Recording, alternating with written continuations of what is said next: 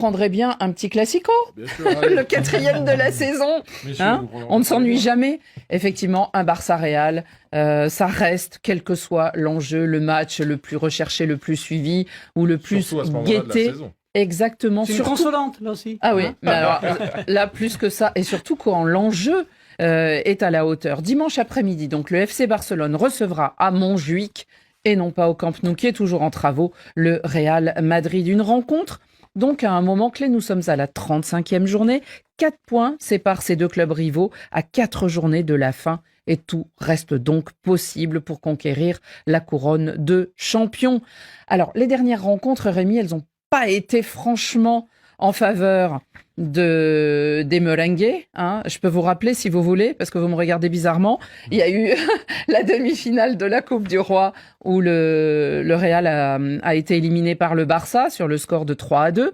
En finale de la Supercoupe d'Espagne en janvier, alors là, ça avait été un peu plus violent, 5-2. Et puis alors, en plein Bernabéu, le match aller du championnat, ça avait donné 4-0. Là, est-ce que vous voyez le fait que ce Barça a été éliminé en milieu de semaine, au bout des prolongations, donc en jouant beaucoup la demi-finale de Ligue des Champions à Milan, est-ce que vous pensez que ça peut rééquilibrer un peu les forces de ce match? Annie, vous avez renversé les choses. Ah bon? Et ça perd tout.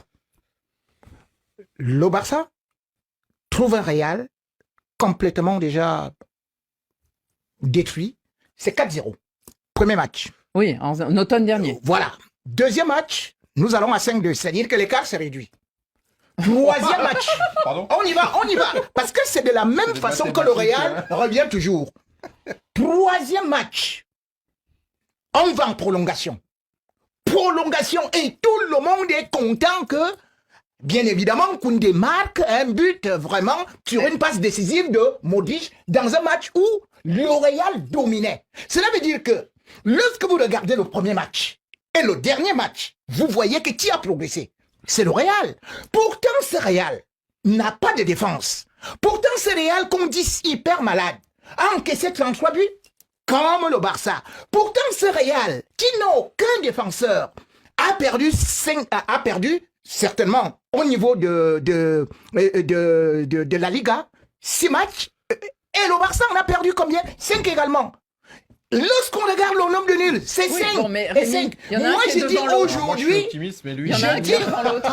dit aujourd'hui, le Real, c'est vrai, je devrais d'ailleurs féliciter Ancelotti parce que jouer sans avoir une défense, parce qu'on voit quand même là que il vous manque les Rudiger, Militao, Carvajal, Mendy et tout ça. On devait prolonger 10 ans encore Ancelotti. Je vous le dis, mais c'est un miracle Annie. Donc là, c'est un miracle Annie. Donc aujourd'hui, vous allez jouer avec le Barça, avec des milieux de terrain, des attaquants qui sont des défenseurs et ne vous en faites pas, le Real va faire mal.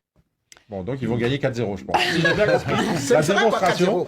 En tout cas, s'ils gagnent, ils reviennent à 1 point, il reste 3 journées, là on aurait sacré suspense. Xavier. Oui, mais non, le principal atout du Real dans cette confrontation, c'est que le Barça a joué 120 minutes mardi soir. C'est ça. Alors que eux, ils ont eu toute la semaine pour se préparer, puisqu'eux, ils sont plus en Ligue des Champions depuis le tour précédent.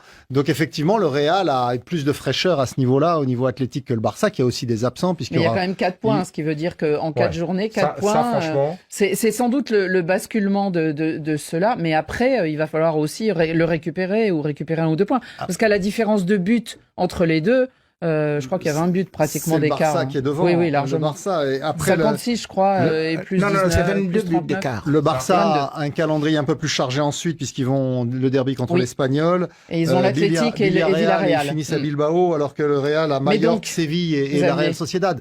Bon, mais de toute façon, le Barça a besoin de se remettre dans le rythme après cette grosse désillusion à Milan. Et donc, le meilleur moyen, c'est effectivement de remporter ce match. Je pense que ça va être très compliqué. Ça va être très compliqué. Pour le Barça. Je pense que s'ils s'en tirent avec un match nul, ça leur conviendra très bien, puisqu'ils garderont leur avance. faut pas oublier ça. C'est à Barcelone, faut pas l'oublier non plus. Oui. Et puis, faut pas oublier une chose, c'est que le Barça, lui, c'est la fin de saison maintenant. Il reste 4 matchs, et puis après, la saison est terminée, ils partent en vacances. Le Real, lui, il a le mondial des clubs derrière.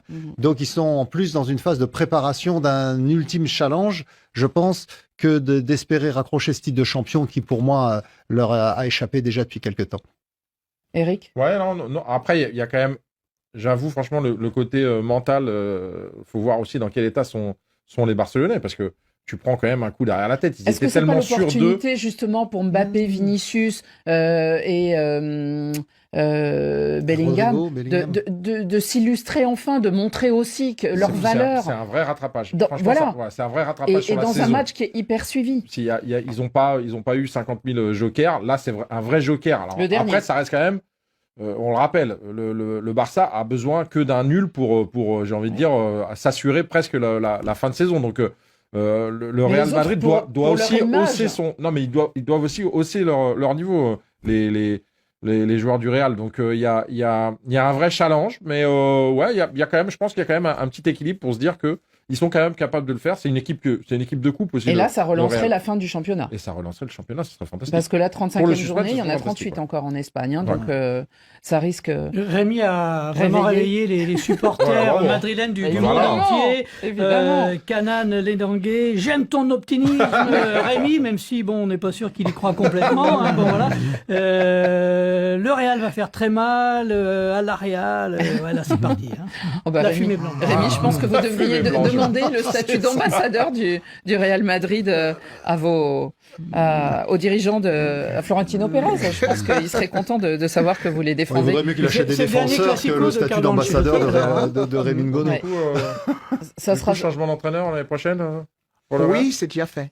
Comment ça, c'est déjà fait? Xabi Alonso nous annonce. Xabi Alonso vient d'annoncer qu'il part et de toute façon, il vient avec son adjoint et il vient aussi avec son préparateur physique, ce qui signifie que Pinto s'en va. Donc, effectivement, dimanche, il va officiellement après le Classico. Voilà, parce que il a dit il lui reste 2 matchs, il vient de le dire en conférence. Pourquoi avoir dit à Ancelotti de ne pas partir avec la sélection du Brésil et tout ça là? Parce que c'était il y a un an et demi. Même. Non, mais là... Non, mais c'est toujours possible. Ouais, ça, après, c'est entre Ancelotti et le Brésil. C'est qui coûte trop cher pour la fédération brésilienne. En tout cas, le match, pour sans doute faire plaisir aux auditeurs et spectateurs du côté de l'Asie, eh bien, ce match sera à 16h15, 14h15 en temps universel. Alors, soyez au rendez-vous parce que le dernier Classico de l'année, le 4e, donc, ça vaudra sûrement, sans doute, le spectacle.